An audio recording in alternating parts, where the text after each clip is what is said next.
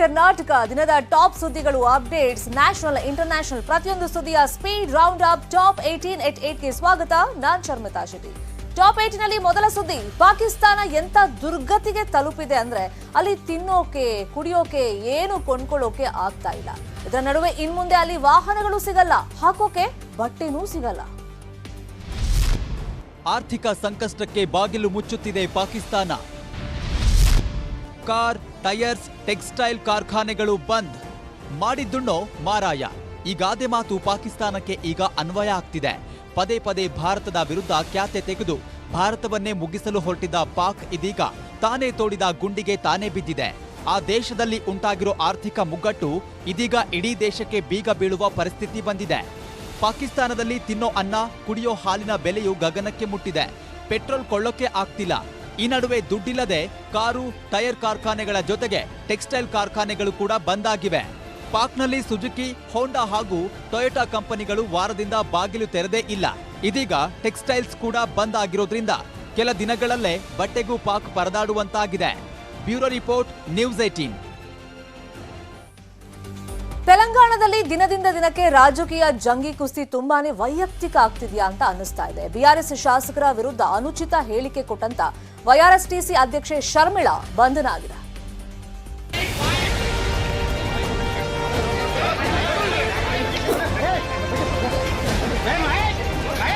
ಶರ್ಮಿಳಾ ಹೇಳಿಕೆಗಳು, ಪ್ರಚೋದನೆ, ಶೂ ತೋರಿದ ಪ್ರಕರಣ ಇವೆಲ್ಲವೂ ತೆಲಂಗಾಣದಲ್ಲಿ ಆಡಳಿತಾರೂಢ ಪಕ್ಷವನ್ನೇ ಅಣಕಿಸುವಂತಿದ್ದು ತೀವ್ರ ವೈಯಕ್ತಿಕ ಮಟ್ಟಕ್ಕೆ ಇಳಿದು ಹೋಗ್ತಾ ಇದೆ. ಈ ಹಿಂದೆ ವೈಎಸ್ಆರ್ಟಿಪಿ ಅಧ್ಯಕ್ಷೆ ಶರ್ಮಿಳಾರನ್ನ ಗಾಡಿ ಸಮೇತ ಟೋ ಮಾಡಿದ್ದ ತೆಲಂಗಾಣ ಪೊಲೀಸರು ಈಗ ಮತ್ತೊಮ್ಮೆ ಅರೆಸ್ಟ್ ಮಾಡಿದ್ದಾರೆ. ಬಿಆರ್ಎಸ್ ಶಾಸಕರೊಬ್ಬರ ವಿರುದ್ಧ ಅನುಚಿತ ಟೀಕೆ ಮಾಡಿದ್ದಕ್ಕೆ ಶರ್ಮಿಳಾರನ್ನ ಬಂಧಿಸಿದ್ದಾರೆ. ಆಂಧ್ರ ಪ್ರದೇಶದ ಮುಖ್ಯಮಂತ್ರಿ ವೈಎಸ್ ಜಗನ್ಮೋಹನ್ ರೆಡ್ಡಿ ಅವರ ಸಹೋದರಿಯಾಗಿರುವ ಶರ್ಮಿಳಾ ಅವರನ್ನ ಮಹಬೂಬಾಬಾದ್ ಪಟ್ಟಣದ ಪಾದಯಾತ್ರೆ ವೇಳೆ ಪೊಲೀಸರು ಬಂಧಿಸಿ ಹೈದರಾಬಾದ್ಗೆ ಕರೆದೊಯ್ದಿದ್ದಾರೆ.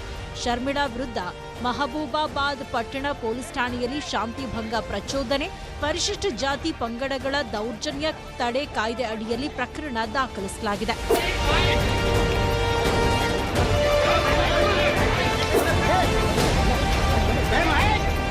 ಕಳೆದ ವರ್ಷ ನವೆಂಬರ್ನಲ್ಲಿ ಪಾದಯಾತ್ರೆಯನ್ನ ಎಲ್ಲಿ ನಿಲ್ಲಿಸಿದ್ರೋ ಅಲ್ಲಿಂದಲೇ ಮತ್ತೆ ಶರ್ಮಿಳಾ ಪಾದಯಾತ್ರೆ ಪುನರಾರಂಭಿಸಿದ್ರು. ವೈಎಸ್ಆರ್ಟಿಪಿ ತೆಲಂಗಾಣ ಹೈಕೋರ್ಟ್ ಮೊರೆ ಹೋಗಿದ್ದು ಶರ್ಮಿಳಾ ಅವರಿಗೆ ಪಾದಯಾತ್ರೆ ಪುನರಾರಂಭಿಸಲು ಅವಕಾಶ ನೀಡುವಾಗ ಈ ಹಿಂದೆ ವಿಧಿಸಿದ್ದ ಷರತ್ತುಗಳನ್ನು ಪಾಲಿಸುವಂತೆ ಹೈಕೋರ್ಟ್ ಹೇಳಿದೆ. Bureau report, news 18. ಶ್ರೀರಾಮ್ ಸೇನೆಯ ಹಿಂದುತ್ವ ಅಜೆಂಡಾದ ಬುಡಕ್ಕೆ ಕೊಡಲಿ ಏಟು ಬೀಳುವಂತ ಮುನ್ಸೂಚನೆ ಸಿಕ್ತ. ಈ ಬಾರಿಯ ಚುನಾವಣೆಯೇ ಇದಕ್ಕೆಲ್ಲ ಕಾರಣ ಅಂತ ಹೇಳಲಾಗ್ತಾ ಇದೆ. ಶ್ರೀರಾಮ್ ಸೇನೆಯಲ್ಲಿ ರಾಜಕೀಯ ಬಿಕ್ಕಟ್ಟು ಇಬ್ಬಾಗವಾಗುತ್ತಾ ಮುತಾಲಿಕ್ ಸಂಘಟನೆ. ಶ್ರೀರಾಮ ಸೇನಾ ಸಂಸ್ಥಾಪಕರಾದ ಪ್ರಮೋದ್ ಮುತಾಲಿಕ್ ಈ ಬಾರಿ ಚುನಾವಣಾ ಅಖಾಡಕ್ಕೆ ಧುಮುಕೋದಾಗಿ ಈಗಾಗಲೇ ಘೋಷಿಸಿದ್ದಾರೆ. ಬಿಜೆಪಿ ಸರ್ಕಾರ ಹಿಂದೂ ಪರ ಕಾಳಜಿ ಇಲ್ಲ ಅಂತ ಗುಡುಗಿದ್ದ ಮುತಾಲಿಕ್ ಉಡುಪಿ ಸೇರಿ ಒಂದಿಷ್ಟು ಕ್ಷೇತ್ರಗಳಲ್ಲಿ ಶ್ರೀರಾಮ್ ಸೇನೆಯಿಂದಲೇ ಅಭ್ಯರ್ಥಿಗಳನ್ನ ಕಣಕ್ಕಿಳಿಸೋದಾಗಿ ಹೇಳಿದ್ರು. ಕಾರ್ಕಳದಿಂದ ಸ್ಪರ್ಧಿಸ್ತೀನಿ ಅಂತ ಇರೋ ಪ್ರಮೋದ್ ಮುತಾಲಿಕ್ಗೆ ಈ ಶ್ರೀರಾಮ ಸೇನೆಯಲ್ಲೇ ವಿರೋಧ ವ್ಯಕ್ತವಾಗಿದೆ. ಮುತಾಲಿಕ್ ಸ್ಪರ್ಧಿಸಿದ್ದೇ ಆದ್ರೆ ಶ್ರೀರಾಮ್ ಸೇನೆ ನಮಗೆ ಬಿಟ್ಕೊಡ್ಲಿ ಅಂತಿದ್ದಾರೆ ಮುಖಂಡ ಮೋಹನ್ ಭಟ್. ಸ್ಪರ್ಧೆ ಮಾಡೋದು ಖಚಿತ ಅಂತ ಹೇಳಿದ್ರೆ ಶ್ರೀರಾಮ ಸೇನೆಯನ್ನು ನಾವು ಮುಂದುವರಿಸ್ಕೊಳ್ತೇವೆ, ನಮ್ದವ್ರು ಬಿಟ್ಕೊಳ್ಬೇಕು ಅಷ್ಟೇ. ಅವ್ರು ಕಾರ್ಕಳದಲ್ಲೇ ಸ್ಪರ್ಧೆ ಮಾಡೋದು ಹೌದು ಅಂತ ಹೇಳಿದ್ರೆ ಬಹಳ ದೊಡ್ಡ ಸಂಖ್ಯೆಯಲ್ಲಿ ಕಾರ್ಯಕರ್ತರು ಶ್ರೀರಾಮ ಸೇನೆಯಿಂದ ಹೊರಗೆ ಬರೋದಂತೂ ನಿಶ್ಚಿತ. ಯಾಕಂತ ಹೇಳಿದ್ರೆ ನಾವು ಪ್ರಮೋದ್ ಮುತಾಲಿಕರು ಅವರು ಸೋತು ಆ ಅವಮಾನವನ್ನು ಇಟ್ಟುಕೊಂಡು ಜನರ ಪ್ರಶ್ನೆಗೆ ಉತ್ತರ ಕೊಡಲಿಕ್ಕೆ ನಮ್ಮ ಹತ್ರ ಸಾಧ್ಯ ಇಲ್ಲ. ಮುತಾಲಿಕ್ ಸ್ಪರ್ಧೆ ಹೇಳಿಕೆಯಿಂದ ಒಂದ್ ಕಡೆ ಬಿಜೆಪಿಗೆ ಮತಗಳು ಹಂಚ್ ಹೋಗೋ ಆತಂಕ ಇದ್ರೆ ಇನ್ನೊಂದ್ ಕಡೆ ಸಂಘಟನೆಯಲ್ಲೇ ಬಿರುಕು ಮೂಡಿದೆ. ಕಾಂಗ್ರೆಸ್ ಕುಮ್ಮಕ್ಕಿನಿಂದಲೇ ಇಷ್ಟೆಲ್ಲ ಆಗ್ತಿದೆ ಅಂತ ಮುಖಂಡರು ಆರೋಪಿಸಿದ್ದಾರೆ. ಅವರ ಉದ್ದೇಶ ಏನಿಲ್ಲ, ಪ್ರಮೋದ್ ಮುತಾಲಿಕರನ್ನ ತಂದು ಅಭಿಮಾನಿ ಬಳಗ ಅಂತ ಹೇಳಿ ಕಾರ್ಕಳದ ನಿಲ್ಲಿಸಿ ಕಾಂಗ್ರೆಸ್ಸಿನ ಗೆಲ್ಲಿಸುವಂಥದ್ದು ಒಂದೇ ಒಂದು ಅಭಿಪ್ರಾಯ, ಬೇರೆ ಏನಿಲ್ಲ. ನಮ್ಮ ನಿಜವಾದ ಹಿಂದುತ್ವ ಒಬ್ಬ ಕಾಂಗ್ರೆಸ್ಸಿಗೆ ಹೋಗಬೇಕು, ಕಾಂಗ್ರೆಸ್ಸನ್ನು ಗೆಲ್ಲಿಸಬೇಕು ಅನ್ನುವಂಥ ಉದ್ದೇಶ ನಮ್ದಿಲ್ಲ. ಈ ಹಿಂದೆ ಮುತಾಲಿಕ್ ಶಿವಸೇನೆಯಿಂದ ಸ್ಪರ್ಧಿಸೋ ಮಾತಿತ್ತು. ಬಳಿಕ ಬಿಜೆಪಿಯಿಂದಲೇ ಟಿಕೆಟ್ ನೀಡಲು ಕೂಡ ನಿರ್ಧರಿಸಿದ್ರಂತೆ. ಆದ್ರೆ ಈಗ ವರಸೆ ಬದಲಿಸಿ ಕಾರ್ಕಳದ ಮೇಲೆ ಕಣ್ಣಿಟ್ಟಿರೋ ಮುತಾಲಿಕ್ರಿಂದಾಗಿ ಶ್ರೀರಾಮ್ ಸೇನೆಯಲ್ಲಿ ಬಂಡಾಯದ ಬಿರುಗಾಳಿ ಎದ್ದಿದೆ. Bureau report, news 18. ಸ್ವಾತಂತ್ರ್ಯ ಬಂತು, 10 ಸರ್ಕಾರಗಳು ಬದಲಾದವು, ರಾಜ್ಯ ಮುಂದುವರೆದಿದೆ ಅಂತೆಲ್ಲ ಹೇಳೋ ರಾಜಕಾರಣಿಗಳಿಗೆ ಕೆಲವೊಂದು ಊರು, ಗ್ರಾಮದ ನೈಜತೆಯೇ ಅರ್ಥವಾಗ್ತಿಲ್ಲ. ಹೇಗಿದೆ ನೋಡಿ ಇಲ್ಲೊಂದು ಊರು.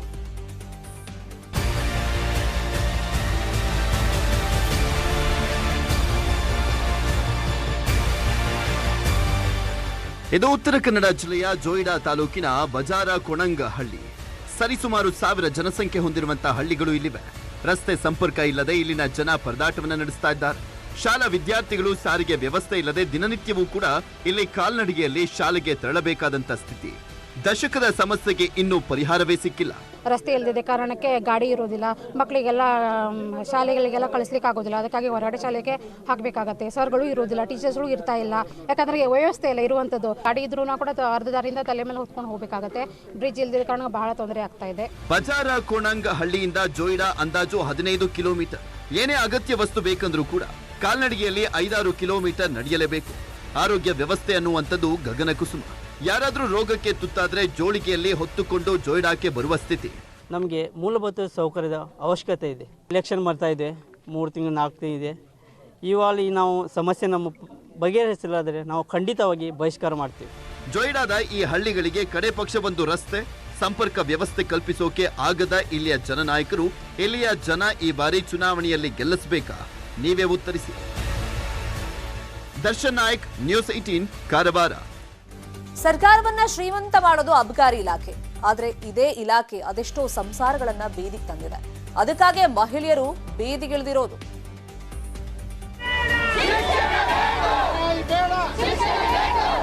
ಸಾರಾಯಿ ಬೇಡ, ಶಿಕ್ಷಣ ಬೇಕು, ಬೀರು ಬೇಡ, ನೀರು ಬೇಕು. ಇದು ಬಾಗಲಕೋಟೆ ಜಿಲ್ಲೆ ಬಾದಾಮಿ ತಾಲೂಕಿನ ಬಿಎನ್ ಜಾಲಿಹಾಳ ಗ್ರಾಮಸ್ಥರ ಕೂಗು. ಇಂದು ನಿನ್ನೆಯದಲ್ಲ, ಕಳೆದ 15 ದಿನಗಳಿಂದಲೂ ಇದೇ ಕೂಗು. ಗ್ರಾಮಕ್ಕೆ ಹೊಂದಿಕೊಂಡು ಬಾರ್ ಅಂಡ್ ರೆಸ್ಟೋರೆಂಟ್ ಶುರುವಾಗಿದೆ. ಅದರಿಂದ ತಮ್ಮ ಊರಿನ ಮಕ್ಕಳು ಕುಡಿತಕ್ಕೆ ಹೆಚ್ಚು ದಾಸರಾಗ್ತಿದ್ದಾರೆ. ಕುಡಿದು ಬಂದು ಹೊಡೆಯೋದು ಮಾಡ್ತಿದ್ದಾರೆ. ಇದ್ದ 1 ಎಕರೆ ಜಮೀನನ್ನ ಮಾರಿ ಕುಡಿಯೋದಾಗಿ ಹೇಳ್ತಾರೆ. ಹಾಗಾಗಿ ಬಾರ್ ಸ್ಥಳಾಂತರ ಆದ್ರೆ ನಮಗೆ ಅನುಕೂಲ ಆಗುತ್ತೆ ಅಂತಾರೆ. ಯಾರ ಹೆಂಗ ಇರೋಲ್ರಿ, ನಾನು ತ್ರಾಸ ಬಂತಂದ್ರೆ ಇಲ್ಲೇ ಉರ್ಲಾಕೊಂಡ್ಬಿಡ್ತೀನಿ. ಹಗ್ಗಾನು ಸರ್ಕಾರಕ್ಕೆ ಹೋಲ್ರಿ, ನಾನು ಇಲ್ಲೇ ಉರ್ಲಾಕೊಂಡ್ಬಿಡ್ತೀನಿ ಸರ್. ನನ್ನ ಮಕ್ಕಳು ಬಡವ್ರ ಸಂಬಂಧ. ಜಾಲಿಹಾಳ ಗ್ರಾಮಕ್ಕೆ ಹೊಂದಿಕೊಂಡು 2 ಕಿಲೋಮೀಟರ್ ಅಂತರದಲ್ಲಿ ಗುರು ಬಾರ್ ಅಂಡ್ ರೆಸ್ಟೋರೆಂಟ್ ಕಾರ್ಯನಿರ್ವಹಿಸುತ್ತಿದೆ. ಗುಡೂರು ಗ್ರಾಮದ ನಾಗೇಂದ್ರ ದಲಭಂಜನ್ ಎಂಬುವವರು 2017ರಲ್ಲಿ 1 ಎಕರೆ 14 ಗುಂಟೆ ಜಮೀನು ಖರೀದಿಸಿ ಕಾನೂನು ಪ್ರಕಾರ ಬಾರ್ ಆರಂಭಿಸಿದ್ದಾರೆ ಅಂತ ಹೇಳಲಾಗ್ತಿದೆ. ಆದ್ರೆ ಸದ್ಯದ ಸಮಸ್ಯೆಗೆ ಈ ಬಾರ್ ಇಲ್ಲಿರಬಾರದು ಅಂತ ಬಿಎನ್ ಜಾಲಿಹಾಳ ಗ್ರಾಮಸ್ಥರು ಆಗ್ರಹಿಸಿದ್ದಾರೆ. ಸಮಸ್ಯೆ ಭಾಳ ಕವ್ರಿ ಗಂಡು ಮಕ್ಕಳಿದ್ದ ನಮಗೆ ಊರಿಗೆ ಡಬ್ಬ ಬೇಡ, ಬಟ್ ಇವತ್ತಿನಿಂದ ಕ್ಲಿಯರ್ ಆಗ್ಬೇಕಂತ ನಾವು ಇಷ್ಟ ಬೇಡ್ಕೋದು, ಮತ್ತೊಂದು ಏನು ಬೇಕಾಗಿಲ್ಲ. ಒಟ್ಟಿನಲ್ಲಿ ಗ್ರಾಮದ ಪಕ್ಕದಲ್ಲಿರುವ ಬಾರ್ ಸ್ಥಳಾಂತರಕ್ಕೆ ಒತ್ತಾಯಿಸಿ ಕಳೆದ 15 ದಿನಗಳಿಂದ ಗ್ರಾಮಸ್ಥರು ಸ್ಥಳೀಯವಾಗಿ ಹೋರಾಟ ನಡೆಸಿದ್ದಾರೆ. ಡಿಸಿ ಕಚೇರಿ ಮುಂಭಾಗ ಹೋರಾಟವೂ ನಡೆಯುತ್ತಿದೆ. ಜಿಲ್ಲಾಡಳಿತ ಏನ್ ಮಾಡುತ್ತೋ ಗೊತ್ತಿಲ್ಲ. ಮಂಜುನಾಥ್ ತಳವಾರ, ನ್ಯೂಸ್ 18, ಬಾಗಲಕೋಟೆ. 6 ಎಕರೆಯ ಕೆರೆಯಿಂದ 3 ಅಡಿ 6 ಅಡಿ ಜಾಗ ಆಗೋಗಿದೆ. ಜಾನುವಾರುಗಳಿಗೆ ಜೀವ ಜಲ ನೀಡ್ತಾ ಇದ್ದ ಕೆರೆಯಿಂದ ವಿಷ ಕಾರ್ತಾ ಇದೆ. ಒತ್ತುವರಿಯಿಂದ ಕೆರೆಯೇ ಮಾಯವಾಗುವಂತ ಸ್ಥಿತಿಗೆ ಬಂದಿದೆ.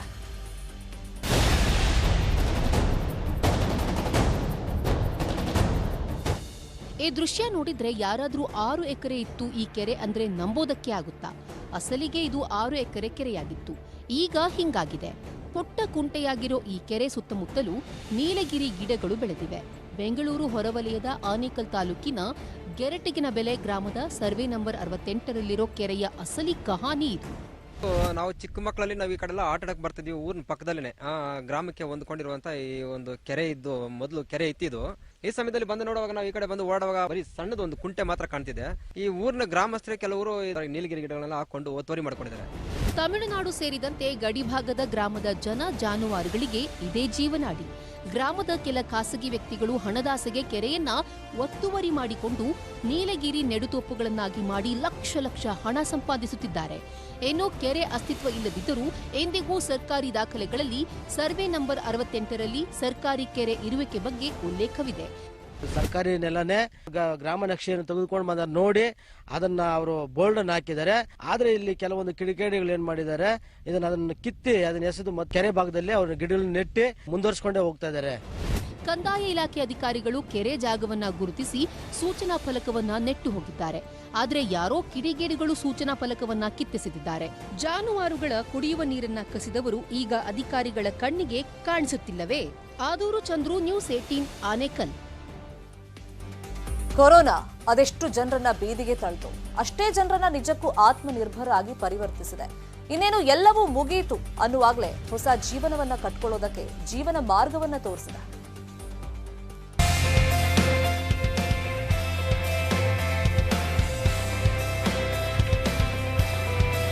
ಇವರು ದಕ್ಷಿಣ ಕನ್ನಡ ಜಿಲ್ಲೆಯ ಬಂಟ್ವಾಳ ತಾಲೂಕಿನ ಇರಾ ಗ್ರಾಮದ ಕುಕ್ಕಾಜೆ ನಿವಾಸಿಗಳು.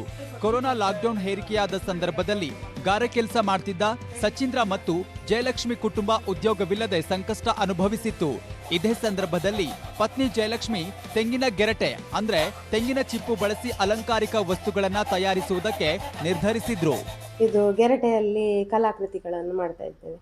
ಗಣಪತಿ, ಸ್ಕೂಟ್ರು, ಆನೆ, ಇರುವೆ ಎಲ್ಲ ಹ್ಯಾಂಗಿಂಗ್ ಪಾಟ್ಗಳು.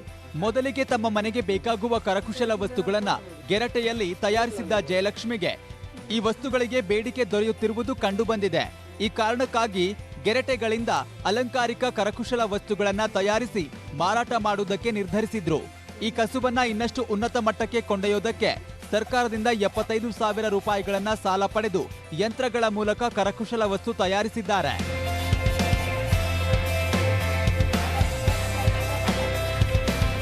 ಇನ್ನು ದಂಪತಿಯ ಈ ಗೆರಟೆ ಕರಕುಶಲತೆಯನ್ನ ಅರಿತ ಗ್ರಾಮಸ್ಥರು ತಮ್ಮಲ್ಲಿರುವ ತೆಂಗಿನ ಗೆರಟೆಯನ್ನ ನೀಡುವ ಮೂಲಕ ಪ್ರೋತ್ಸಾಹವನ್ನು ನೀಡಿದ್ದಾರೆ. ಒಟ್ಟಿನಲ್ಲಿ ಕೊರೋನಾ ಸಂದರ್ಭದಲ್ಲಿ ಹುಟ್ಟಿಕೊಂಡ ಅಭಿರುಚಿ ಈಗ ಪ್ರಧಾನಿ ನರೇಂದ್ರ ಮೋದಿಯವರ ಆತ್ಮನಿರ್ಭರ್ ಆಗಿ ಬದಲಾಗಿದೆ. ಅಜಿತ್, ನ್ಯೂಸ್ 18, ಪುತ್ತೂರು. ಅದೊಂದು ವಿಭಿನ್ನ ಭಯಾನಕ ಆಚರಣೆ. ಮಹಾಶಿವರಾತ್ರಿಯ ಮರುದಿನ ಬರೋ ಅಮಾವಾಸ್ಯೆಯಂದು ನಡೆಯುವಂತ ಮಾರಿಯಮ್ಮನ ಸ್ಮಶಾನ ದರ್ಶನದ ವಿಶಿಷ್ಟ ನಂಬಿಕೆ.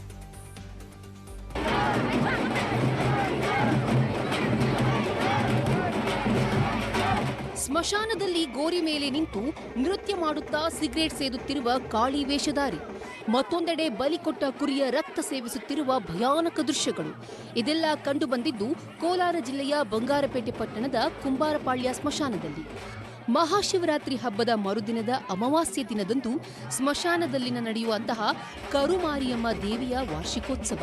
ಇಲ್ಲಿ ಮಣ್ಣಲ್ಲಿ ಬಂದು ಕಾಳಿಕಾ ದೇವಿನ ನಾವು ಪ್ರತ್ಯಕ್ಷ ಮಾಡಿ ಅಮ್ಮನ್ನ ವರ್ಷಕ್ಕೊಂದ್ಸಲಿ ಮಶಾನದಲ್ಲಿ ಜಾತ್ರೆ ಮಾಡ್ತೀವಿ. ಎಲ್ಲ ಒಂದು ಇದಕ್ಕೂ ಮಹಾಶಕ್ತಿ ಕಾಳಿಕಾ ದೇವಿನ ಬೇಡ್ಕೊಂಡು ಹೋಗಿದ್ರೆ ಅವ್ರ ಕೋರಿಕೆಗಳೆಲ್ಲ ಈಡೇರುತ್ತೆ. ಭಯಂಕರವಾಗಿರುತ್ತೆ, ಆದ್ರೂ ಧೈರ್ಯದಿಂದ ಎಲ್ಲರೂ ನೋಡ್ತಾರೆ. ವರ್ಷಕ್ಕೊಂದ್ಸಲಿ ಜನ ಕಾಯ್ತಾ ಇರ್ತಾರೆ ವರ್ಷಕ್ಕೊಂದ್ಸಲಿ ಜಾತ್ರೆ ನೋಡೋಕ್ಕೋಸ್ಕರ. ಸತತ 13 ವರ್ಷಗಳಿಂದ ನಡೆಯುತ್ತಿರುವ ಈ ವಿಭಿನ್ನ ಪೂಜೆಯಲ್ಲಿ ಪ್ರಮುಖ ಆಕರ್ಷಣೆ ಎಂದರೆ ಮಂಗಳಮುಖಿಯರೇ ಕಾಳಿ ವೇಷಧಾರಿಯಾಗಿ ಕತ್ತಿ ಹಿಡಿದುಕೊಂಡು ನೃತ್ಯ ಮಾಡುವುದು. ಕೋಲಾರ, ಬೆಂಗಳೂರು ಸೇರಿ ತಮಿಳುನಾಡು, ಆಂಧ್ರದಿಂದಲೂ ಭಕ್ತರು ಇಲ್ಲಿಗೆ ಬರ್ತಾರೆ. ದೇವಸ್ಥಾನಕ್ಕೆ ಬಂದಮೇಲೆ ಈ ದೇವ್ರ ಮೇಲೆ ಒಂದು ನಂಬಿಕೆ ಬಂತು ನಮಗೆ. ಈ ದೇವ್ರಂದ್ರೆ ನಮಗೆ ತುಂಬಾ ಇಷ್ಟ. ವರ್ಷ ಇದೇ ತರನೇ ಇರುತ್ತೆ. ಈ ವರ್ಷ ತುಂಬಾ ಗ್ರ್ಯಾಂಡ್ ಆಗಿ ಮಾಡ್ತಾ ಇದ್ದಾರೆ ದೇವಸ್ಥಾನದಲ್ಲಿ. ಭಯ ಅನ್ಸತ್ತೆ, ಭಯ ಇದ್ರೇನು ದೇವ್ರ ಮೇಲೆ ಭಕ್ತಿಯಿಂದ ನಾವು ನೋಡ್ತೀವಿ. ಬಂಗಾರಪೇಟೆಯ ಸ್ಮಶಾನ ಪೂಜೆಯ ಆಚರಣೆಗಳು ಮೈ ನವಿರೇಳಿಸುವಂಥದ್ದು. ಇಲ್ಲಿ ದೇವರ ದರ್ಶನ ಪಡೆದ್ರೆ ಕೋರಿಕೆಗಳು ಈಡೇರುವ ನಂಬಿಕೆ ಭಕ್ತರದ್ದು. ರಘುರಾಜ್, ನ್ಯೂಸ್ 18, ಕೋಲಾರ.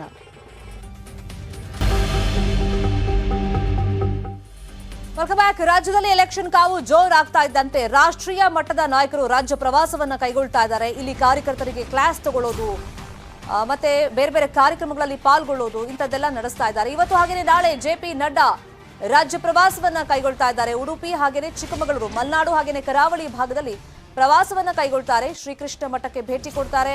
ಚಿಕ್ಕಮಗಳೂರು ಭಾಗದಲ್ಲಿ ಶೃಂಗೇರಿ ಶಾರದಾಂಬೆಯ ದರ್ಶನವನ್ನ ಪಡ್ಕೊಳ್ತಾರೆ. ಉಡುಪಿ, ಬೈಂದೂರು, ಕೊಪ್ಪ, ಚಿಕ್ಕಮಗಳೂರಿನಲ್ಲಿ ಸಭೆ ಹಾಗೇನೆ ವಿವಿಧ ಸಮಾವೇಶದಲ್ಲಿ ಜೆಪಿ ನಡ್ಡಾ ಅವರು ಪಾಲ್ಗೊಳ್ತಾರೆ.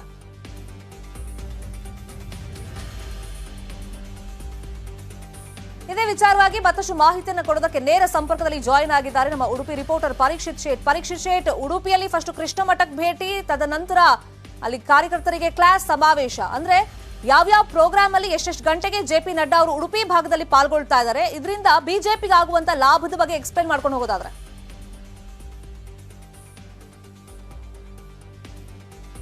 ಯಶೋರ್ಮಿತಾ, ಈಗ ಕರಾವಳಿ ಭಾಗದಲ್ಲಿ ರಾಷ್ಟ್ರೀಯ ನಾಯಕರು ಪ್ರವಾಸವನ್ನು ಕೈಗೊಳ್ತಾ ಇರೋದು. ಚುನಾವಣೆ ಹೊಸ್ತಿಲಲ್ಲಿ ಈಗ ಈ ಕಾರ್ಯಕರ್ತರಲ್ಲಿ ಮತ್ತು ಸಾರ್ವಜನಿಕರಲ್ಲಿ ಒಂದು ರೀತಿಯ ಹುಮ್ಮಸ್ಸು ಮೂಡಿಸುವ ನಿಟ್ಟಿನಲ್ಲಿ ರಾಷ್ಟ್ರೀಯ ನಾಯಕರು ಈಗ ಪ್ರವಾಸವನ್ನು ಕೈಗೊಳ್ತಾ ಇದ್ದಾರೆ. ಹಾಗೆ ಈಗ ಜೆಪಿ ನಡ್ಡಾ ಅವರು ಕೂಡ ಇವತ್ತು ರಾಷ್ಟ್ರೀಯ ಅಧ್ಯಕ್ಷರಾಗಿರುವಂಥ ಜೆಪಿ ನಡ್ಡಾ ಅವರು ಕೂಡ ಈಗ ಉಡುಪಿಗೆ ಆಗಮಿಸ್ತಾ ಇರುವಂಥದ್ದು. ಬೆಳಿಗ್ಗೆ ಸೀದಾ ನೇರವಾಗಿ ಹೆಲಿಪ್ಯಾಡ್ ಆಗಮಿಸಿ ತದನಂತರ ಕೃಷ್ಣ ಮಠಕ್ಕೆ ಭೇಟಿ ಕೊಟ್ಟು ಅಲ್ಲಿ ಕೃಷ್ಣ ದರ್ಶನವನ್ನು ಪಡೆದು ಮತ್ತೆ ಪೇಜಾವರ ಸ್ವಾಮಿಗಳಿರ್ಬೋದು ಮತ್ತು ಸ್ವಾಮಿಗಳೊಟ್ಟಿಗೆ ಸಮಾಲೋಚನೆ ಮಾಡ್ತಾರೆ. ಯಾಕಂದ್ರೆ ಪೇಜಾವರ ಸ್ವಾಮಿಗಳು ಕೂಡ ಈ ರೀತಿಯ ರಾಜಕೀಯ ನಾಯಕರಿಗೆ ಒಂದು ರೀತಿಯ ಬುದ್ಧಿಮತ್ತು ಹೇಳ್ತಾ ಬಂದಿದ್ದಾರೆ ಮತ್ತು ಈ ನಿಟ್ಟಿನಲ್ಲಿ ಕೂಡ ಚುನಾವಣೆಯಲ್ಲಿ ಯಾವ ರೀತಿಯ ಹೆಜ್ಜೆಗಳನ್ನು ತಗೊಳ್ಬೇಕು, ಯಾವ ರೀತಿಯ ನಿಟ್ಟಿನಲ್ಲಿ ಕಾರ್ಯಪ್ರವೃತ್ತರಾಗಬೇಕು ಅನ್ನೋ ನಿಟ್ಟಿನಲ್ಲಿ ಒಂದು ರೀತಿಯ ಅವರಿಂದ ಸಮಾಲೋಚನೆ ಮಾಡ್ತಾರೆ. ಆ ಬಳಿಕ ನೇರವಾಗಿ ಎಂಜಿಎಂ ಗ್ರೌಂಡ್ ಅಲ್ಲಿ ಇರುವಂತಹ ಕಾರ್ಯಕರ್ತರ ಸಮಾವೇಶದಲ್ಲಿ ಪಾಲ್ಗೊಳ್ತಾರೆ. ಯಾಕಂದ್ರೆ ಇಲ್ಲಿ ಬಹುತೇಕ ಎಲ್ಲ ಜಿಲ್ಲೆಯ ಎಲ್ಲ ಕಾರ್ಯಕರ್ತರು ಇಲ್ಲಿ ಭಾಗವಹಿಸ್ತಾರೆ. ಇಲ್ಲಿ ಕಾರ್ಯಕರ್ತರಿಗೆ ಒಂದು ರೀತಿಯ ಚುನಾವಣೆ ನಿಟ್ಟಿನಲ್ಲಿ ಯಾವ ರೀತಿಯ ಚುರುಕಾಗಿರಬೇಕು ಮತ್ತು ಯಾವ ರೀತಿಯ ಕಾರ್ಯಪ್ರವೃತ್ತರಾಗಬೇಕು ಮತ್ತು ಯಾವ ರೀತಿಯ ಚಟುವಟಿಕೆಗಳಲ್ಲಿ ಪಾಲ್ಗೊಳ್ಬೇಕು ಅನ್ನೋ ನಿಟ್ಟಿನಲ್ಲಿ ಒಂದು ರೀತಿಯ ಕ್ಲಾಸ್ ಅಂತ ತಗೊಳ್ತಾರೆ. ಸುಮಾರು 15,000 ಮಂದಿ ಈ ಕಾರ್ಯಕರ್ತರು ಭಾಗವಹಿಸಬಹುದು ಮತ್ತು ಎಲ್ಲ ನಾಯಕರು ಸಿ ಟಿ ರವಿ ಇರ್ಬೋದು, ಶೋಭಾ ಕರಂದ್ಲಾಜೆ, ಮುಖ್ಯವಾಗಿ ಬಿಜೆಪಿ ಪ್ರಧಾನ ಕಾರ್ಯದರ್ಶಿ ಮತ್ತು ಕರ್ನಾಟಕ ಉಸ್ತುವಾರಾಗಿರುವಂತಹ ಅರುಣ್ ಸಿಂಗ್ ಅವರು ಕೂಡ ನಡ್ಡಾ ಅವರ ಜೊತೆಗೆ ಸಾಥ್ ಕೊಡ್ತಾರೆ. ಶೋಭಾ ಕರಂದ್ಲಾಜೆ ಇರ್ಬೋದು, ಸಿ ಟಿ ರವಿ ಇರ್ಬೋದು, ಕಟೀಲ್ ಇರ್ಬೋದು, ನಳಿನ್ ಕುಮಾರ್ ಕಟೀಲ್ ಇರ್ಬೋದು, ಎಲ್ಲರೂ ಕೂಡ ಈ ಕಾರ್ಯಕರ್ತರ ಸಮಾವೇಶದಲ್ಲಿ ಭಾಗವಹಿಸ್ತಾರೆ. ಇಲ್ಲಿ ಕಾರ್ಯಕರ್ತರ ಕ್ಲಾಸ್ ತಗೊಂಡ ಬಳಿಕ ಮತ್ತು ನೇರವಾಗಿ ಬೈಂದೂರಿಗೆ ಸುಮಾರು 2 ಗಂಟೆ ಹೊತ್ತಿಗೆ ಬೈಂದೂರಿಗೆ ಆಗಮಿಸಿ ಅಲ್ಲಿ ಕೂಡ ಬೈಂದೂರಿನಲ್ಲಿರುವಂತಹ ಮುಳ್ಳಿಕಟ್ಟೆಯಲ್ಲಿ ಬೃಹತ್ ಸಮಾವೇಶದಲ್ಲಿ ಪಾಲ್ಗೊಳ್ತಾರೆ. ಅಲ್ಲಿ ಕೂಡ ಸಾರ್ವಜನಿಕರಿಗೆ ಒಂದು ಸಮಾವೇಶದಲ್ಲಿ ಪಾಲ್ಗೊಂಡು ಸಾರ್ವಜನಿಕ ರೀತಿಯಲ್ಲಿ ಒಂದು ರೀತಿಯ ಭರವಸೆ ಮಹಾಪೂರ್ವವನ್ನ ಅಲ್ಲಿ ಕೊಡಬಹುದು ಅನ್ನುವಂಥ ನಿಟ್ಟಿನಲ್ಲಿ ಅಲ್ಲಿ ಸಮಾವೇಶ ಆಗುತ್ತೆ. ಮುಖ್ಯವಾಗಿ ಬೈಂದೂರು ಭಾಗದಲ್ಲಿ ಒಂದು ರೀತಿಯ ಬದಲಾವಣೆ ಅಲೆ ಇದೆ ಅನ್ನುವಂಥ ಮಾಹಿತಿ ಕೂಡ ಸಿಕ್ಕಿರುವಂಥದ್ದು. ಈ ನಿಟ್ಟಿನಲ್ಲಿ ಆ ಭಾಗದ ಶಾಸಕರ ಮೇಲೆ ಇರ್ಬೋದು ಮತ್ತೆ ಆ ಭಾಗದಲ್ಲಿ ಬಿಜೆಪಿಯ ಮೇಲೆ ಯಾವ ರೀತಿಯ ನಂಬಿಕೆ ಹುಟ್ಟಿಸುವ ನಿಟ್ಟಿನಲ್ಲಿ ಸಮಾವೇಶ ನಡೆಯಲಿದೆ. ಆ ಬಳಿಕ ಚಿಕ್ಕಮಗಳೂರಿಗೆ ತೆರಳುತ್ತಾರೆ ಅನ್ನುವಂಥ ಮಾಹಿತಿ ಸುಮಾರು 4 ಗಂಟೆ ಹೊತ್ತಿಗೆ ಚಿಕ್ಕಮಗಳೂರು ತೆರಳುತ್ತಾರೆ ಅಂತ ಮಾಹಿತಿ ಲಭ್ಯವಾಗಿದೆ. Sharmita, fine, thank you Parikshit. ಕರಾವಳಿ ಭಾಗ ಅಂದ್ರೆ ಅಫ್ಕೋರ್ಸ್ ಅಲ್ಲಿ ಬಿಜೆಪಿಯ ಭದ್ರಕೋಟೆ, ಆ ಭದ್ರಕೋಟೆಯನ್ನ ಮತ್ತಷ್ಟು ಭದ್ರಪಡಿಸಿಕೊಳ್ಳುವಂತ ನಿಟ್ಟಿನಲ್ಲಿ ಬಿಜೆಪಿ ರಾಷ್ಟ್ರೀಯ ಅಧ್ಯಕ್ಷರ ಪ್ಲಾನ್ ಏನೇನಿರುತ್ತೆ ನೋಡೋಣ. ಇನ್ನು ಮುಂದಿನ ಸುದ್ದಿಯನ್ನ ನಾವು ನೋಡೋದಾದ್ರೆ ಬೆಳಗಾವಿ ಗ್ರಾಮಾಂತರ ಕ್ಷೇತ್ರ ಏನಿದೆ, ದಿನ ಕಳೆದಂತೆ ಜಿದ್ದಿನ ಕಣವಾಗಿ ಮಾರ್ಪಾಡಾಗ್ತಾ ಇದೆ. ಚುನಾವಣೆ ಹತ್ರ ಬರ್ತಾ ಇದ್ದಂತೆ ಬೆಳಗಾವಿ ಗ್ರಾಮೀಣ ಕ್ಷೇತ್ರದಲ್ಲಿ ಅನುದಾನದ ಫೈಟ್ ಜೋರಾಗಿ ನಡೀತಾ ಇದೆ. ಹೆಬ್ಬಾಳ್ಕರ್ ರಾಜಕೀಯಕ್ಕೆ ಬರೋ ಮೊದಲೇ ಅನುದಾನ ಅಂತ ಹೇಳಿ ಸಂಜಯ್ ಪಾಟೀಲ್ ಹೇಳ್ತಾ ಇದ್ದಾರೆ. ತಾವೇ ಅನುದಾನ ಬಿಡುಗಡೆ ಮಾಡಿಸಿದ್ದು ಅಂತ ಹೇಳಿ ಹೆಬ್ಬಾಳ್ಕರ್ ಸಹೋದರ ಹೇಳ್ತಾ ಇದ್ದಾರೆ. ಈಗ ಹೆಬ್ಬಾಳ್ಕರ್ ರಾಜಕೀಯಕ್ಕೆ ಬರೋ ಮೊದಲೇ ಅನುದಾನವನ್ನ ನಾವು ತಂದಿದ್ವಿ, ಆ ಅನುದಾನದಲ್ಲೇ ಈಗ ಶಿವಾಜಿ ಪ್ರತಿಮೆ ಇರ್ಬೋದು, ಬೇರೆ ಬೇರೆ ಕಾಮಗಾರಿಗಳನ್ನ ನಾವು ನಡೆಸಿದ್ದೀವಿ ಅಂತ ಹೇಳ್ತಾ ಇದ್ದಾರೆ. ಈಗ ರೀಸೆಂಟ್ ಆಗಿ ನಾವು ನೋಡಿದ್ವಿ. ಸೊ ಈ ಅನುದಾನದ ಫೈಟ್ ಎಲ್ಲಿ ತನಕ ಬಂದಿತ್ತು ಅಂದ್ರೆ ಲಕ್ಷ್ಮೀ ಹೆಬ್ಬಾಳ್ಕರ್ ಕಾಂಗ್ರೆಸ್ ನಾಯಕರನ್ನ ಕರೆಸ್ಕೊಂಡು ಅದನ್ನ ಉದ್ಘಾಟನೆ ಮಾಡಬೇಕು ಅಂತ ಹೇಳಿ, ಇನ್ನೊಂದು ಕಡೆ ರಮೇಶ್ ಜಾರಕಿಹೊಳಿ ಸಿಎಂ ಅವರಿಂದ ಉದ್ಘಾಟನೆ ಮಾಡಿಸಬೇಕು ಅಂತ ಹೇಳಿ, ಇದೇ ವಿಚಾರಕ್ಕೆ ಸಂಬಂಧಪಟ್ಟಂತೆ ಮತ್ತಷ್ಟು ಇನ್ಫಾರ್ಮೇಶನ್ ಕೊಡೋದಕ್ಕೆ ನೇರ ಸಂಪರ್ಕದಲ್ಲಿ ಜಾಯಿನ್ ಆಗಿದ್ದಾರೆ ನಮ್ಮ ರಿಪೋರ್ಟರ್ ಚಂದ್ರಕಾಂತ್ ಸುಗಂಧಿ.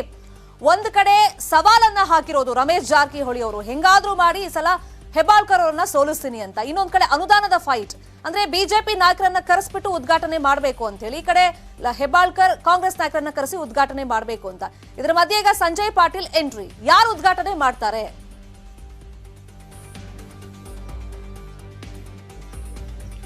ಶರ್ಮಿಳಾ ಶೆಟ್ಟಿ, ಏನು ರಾಜಹಂಸ ಘಟ್ಟದಲ್ಲಿ ನಿರ್ಮಾಣವಾಗಿರತಕ್ಕಂತಹ ಕೋಟೆ ಅಭಿವೃದ್ಧಿ ಮತ್ತು ಛತ್ರಪತಿ ಶಿವಾಜಿ ಮಹಾರಾಜರ 43 ಅಡಿ ಎತ್ತರದ ಪ್ರತಿಮೆಯನ್ನು ಯಾರು ಉದ್ಘಾಟನೆ ಮಾಡಲಿದ್ದಾರೆ ಅಂತಕ್ಕಂಥದ್ದು ಈಗ ಸಾಕಷ್ಟು ಕುತೂಹಲಕ್ಕೆ ಕಾರಣವಾಗಿದೆ. ಯಾಕಂದ್ರೆ ಮಾರ್ಚ್ 5ರಂದು ಈ ಒಂದು ಪ್ರತಿಮೆಯನ್ನು ಉದ್ಘಾಟನೆ ಮಾಡಬೇಕು ಅಂತೇಳಿ ಲಕ್ಷ್ಮೀ ಹೆಬ್ಬಾಳ್ಕರ್ ನಿರ್ಧಾರ ಮಾಡಿದ್ರು. ಜೊತೆಗೆ ಅನೇಕ ಕಾಂಗ್ರೆಸ್ ನಾಯಕರು ಕೂಡ ಇದಕ್ಕೆ ಆಹ್ವಾನವನ್ನು ಕೊಟ್ಟರು. ಇದು ಗೊತ್ತಾದ ತಕ್ಷಣ ರಮೇಶ್ ಜಾರಕಿಹೊಳಿ ನೇತೃತ್ವದಲ್ಲಿ ಒಂದು ಅಲ್ಲಿಗೆ ಭೇಟಿ ಕೊಟ್ಟು, ಇಲ್ಲ ಇದು ಸರ್ಕಾರಿ ಕಾರ್ಯಕ್ರಮ, ಶಿಷ್ಟಾಚಾರವನ್ನು ಉಲ್ಲಂಘನೆ ಮಾಡಬಾರದು, ಸರ್ಕಾರದ ಮುಖ್ಯಮಂತ್ರಿ ಬಸವರಾಜ ಬೊಮ್ಮಾಯಿ ಆಗಿರ್ಬೋದು, ಜಿಲ್ಲಾ ಉಸ್ತುವಾರಿ ಸಚಿವ ಗೋವಿಂದ ಕಾರಜೋಳ ನೇತೃತ್ವದಲ್ಲೇ ಒಂದು ಉದ್ಘಾಟನೆ ನಡೀಬೇಕು ಅಂತ ಹೇಳಿ ಆ ಪಟ್ಟನ್ನು ಹಿಡಿದಿರ್ತಕ್ಕಂಥದ್ದು. ಹೀಗಾಗಿ ಅನುದಾನ ಯಾರು ತಂದ್ರು ಅಂತಕ್ಕಂಥದ್ದು ಈಗ ದೊಡ್ಡ ಪ್ರಶ್ನೆ ಆಗಿದೆ. ಏನು ಸಂಜಯ್ ಪಾಟೀಲ್ ಅಂದ್ರೆ 2 ಬಾರಿ ಬೆಳಗಾವಿ ಗ್ರಾಮೀಣ ವಿಧಾನಸಭಾ ಕ್ಷೇತ್ರವನ್ನ ಪ್ರತಿನಿಧಿಸಿದ್ರು. 2008 ಮತ್ತು 2013ರಲ್ಲಿ ಎರಡೂ ಕೂಡ ನಾನು 2010ರಿಂದಲೇ ಈ ಒಂದು ಅಭಿವೃದ್ಧಿ ಕಾರ್ಯವನ್ನ ಮಾಡಿದ್ದೇನೆ ಅಂತ ಹೇಳಿ ಸ್ವತಃ ದಾಖಲೆಗಳನ್ನ ಬಿಡುಗಡೆ ಮಾಡಿರ್ತಕ್ಕಂಥದ್ದು. ಏನು ಈ ಹಿಂದಿನ ಪ್ರವಾಸೋದ್ಯಮ ಸಚಿವರಾಗಿದ್ದಂತಹ ಜನಾರ್ದನ್ ರೆಡ್ಡಿ ಅವರನ್ನ ಭೇಟಿಯಾಗಿ 5 ಕೋಟಿ ರೂಪಾಯಿ ಅನುದಾನ ಪಡೆದಿದ್ದೆ. ಜೊತೆಗೆ ಅಲ್ಲಿ ಒಂದು ಮೂರ್ತಿ ಅಂದ್ರೆ ಅಶ್ವಾರೂಢ ಮೂರ್ತಿ ಸ್ಥಾಪನೆಗೂ ಕೂಡ ನಾನು ಪ್ರಯತ್ನ ಪಟ್ಟಿದ್ದೆ. ಇದಕ್ಕಾಗಿ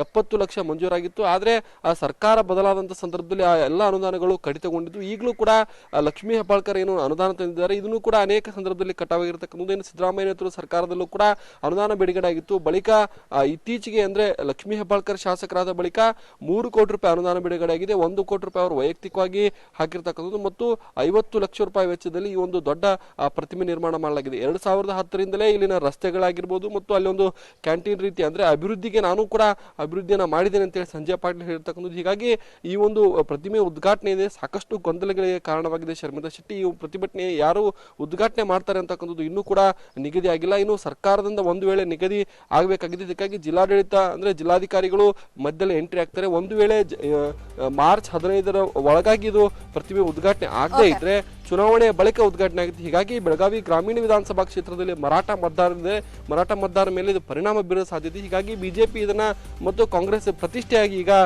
ತೆಗೆದುಕೊಂಡಿದೆ. Sharmila Shetty. Fine, thank you Chandrakant Sugandhi. ಪ್ರತಿಷ್ಠೆ ಇಲ್ಲಿಗೆ ಮುಗಿಯುತ್ತಾ ಅಥವಾ ಚುನಾವಣೆ ನಂತರ ಈ ಕೋಟೆ ಅಭಿವೃದ್ಧಿ ಆಗಿದೆಯಲ್ಲ ಅದಕ್ಕೆ ಉದ್ಘಾಟನೆ ಭಾಗ್ಯ ಸಿಗುತ್ತಾ ಅನ್ನೋದನ್ನ ನೋಡೋಣ. ಈಗೊಂದು ಬ್ರೇಕ್ ಇರುತ್ತೆ. ಬ್ರೇಕ್ ಆದ್ಮೇಲೆ ಮತ್ತಷ್ಟು ಪ್ರಮುಖ ಸುದ್ದಿ ನೋಡ್ತಾ ಹೋಗೋಣ.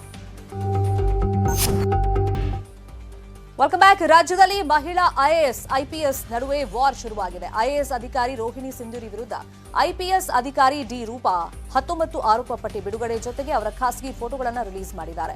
ಈ ಫೋಟೋಗಳನ್ನು ರೋಹಿಣಿ ಸಿಂಧೂರಿ 3 ಐಎಎಸ್ ಅಧಿಕಾರಿಗಳಿಗೆ ಕಳಿಸಿದ್ರಂತೆ. ಈಕೆ ವೈಯಕ್ತಿಕ ಫೋಟೋಗಳನ್ನು ಯಾಕೆ ಕಳಿಸಬೇಕು ಅಂತ ಹೇಳಿ ಡಿ ರೂಪಾ ಪ್ರಶ್ನೆಯನ್ನ ಮಾಡಿದ್ದಾರೆ. ಡಿ ರೂಪಾ ಆರೋಪಕ್ಕೆ ರೋಹಿಣಿ ಸಿಂಧೂರಿ ತಿರುಗೇಟನ್ನ ಕೊಟ್ಟಿದ್ದಾರೆ. ಡಿ ರೂಪಾ ಮಾನಸಿಕ ಸ್ಥಿಮಿತವನ್ನ ಕಳ್ಕೊಂಡ್ಬಿಟ್ಟಿದ್ದಾರೆ. ಅವ್ರ ವಿರುದ್ಧ ಕಾನೂನು ಹೋರಾಟ ಮಾಡ್ತೀನಿ ಅಂತ ಹೇಳಿದ್ದಾರೆ. ಇವರಿಬ್ಬರ ವಾರ್ ಫೇಸ್ಬುಕ್ ಟ್ವಿಟರ್ನಲ್ಲಿ ಜೋರಾಗೇ ಇದೆ. ಹುಬ್ಬಳ್ಳಿಯ ಸದ್ಗುರು ಶ್ರೀ ಸಿದ್ಧಾರೂಢ ಸ್ವಾಮೀಜಿಯ ರಥೋತ್ಸವ ಅದ್ದೂರಿಯಾಗಿ ನಡೆಯಿತು. ಲಕ್ಷಾಂತರ ಭಕ್ತರ ಹರ್ಷೋದ್ಗಾರದ ನಡುವೆ ಸಿದ್ಧಾರೂಢ ಸ್ವಾಮಿಯ ರಥೋತ್ಸವ ಸಂಭ್ರಮದಿಂದ ನಡೆಯಿತು. ಸಿದ್ಧಾರೂಢರ ರಥ ದೇವಸ್ಥಾನದ ಮುಖ್ಯ ಬೀದಿಯಲ್ಲಿ ಸಾಗ್ತಾ ಇದ್ದಂತೆ ಭಕ್ತಾದಿಗಳು ಉತ್ತತ್ತಿ, ಬಾಳೆಹಣ್ಣು, ನಿಂಬೆಹಣ್ಣನ್ನ ರಥದ ಮೇಲೆ ಎಸ್ತು ಭಕ್ತಿಯನ್ನ ಸಮರ್ಪಿಸಿದ್ರು. ತೇರು ಮುಂದೆ ಸಾಗ್ತಾ ಇದ್ದಂತೆ ಓಂ ನಮಃ ಶಿವಾಯ, ಹರ ಹರ ಮಹಾದೇವ ಎಂಬ ಉದ್ಗಾರ ಭಕ್ತಿಲೋಕ ಧರೆಗಿಳಿಸಿದಂತೆ ಭಾಸ ಮಾಡಿತು. ಮಹಾರಥೋತ್ಸವದ ಅಂಗವಾಗಿ ಸುಮಾರು 70 ಅಡಿ ಎತ್ತರದ ತೇರನ್ನ ಸಿಂಗಾರ ಮಾಡಲಾಗಿತ್ತು. ಮಠದ ಆವರಣದಿಂದ ಹೊರಟ ತೇರು ಮಹಾದ್ವಾರದವರೆಗೆ ತಲುಪಿ ಮತ್ತೆ ಮಠಕ್ಕೆ ಮರಳಿತು.